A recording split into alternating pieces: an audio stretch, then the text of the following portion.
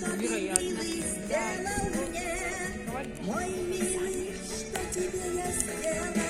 Правда ли, что мама Марины хотела, чтобы она стала писателем Понятно. Ну, как вы думаете?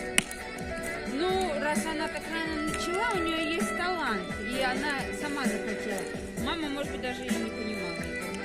Но на самом деле ее мама хотела, чтобы Марина Вы стала... чуть-чуть отойдите, вы на дыму. На самом деле мама хотела, чтобы Марина была музыкантом. Вот. Правда ли, что Марина Цветаева родилась в бедной семье? Марина родилась в семье профессора филолога Ивана Владимировича и пианистки Марии Мэй. Мария Мэйн, она не художница?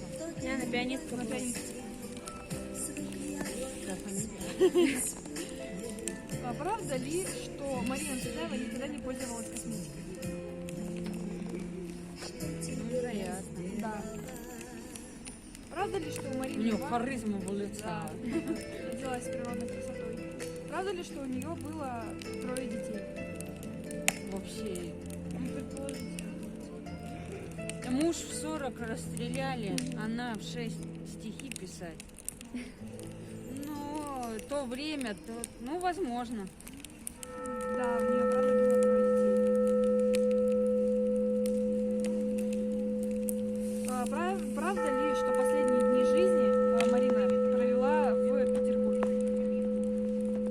В Петербурге. Возможно. Об этом говорили, между прочим, Да. на сцене Наталья не в конце, Петровна. наверное. И не совсем Но в ближе начале. к концу, возможно. Нет, она в Елабуге провела. Блин, Ну все, спасибо.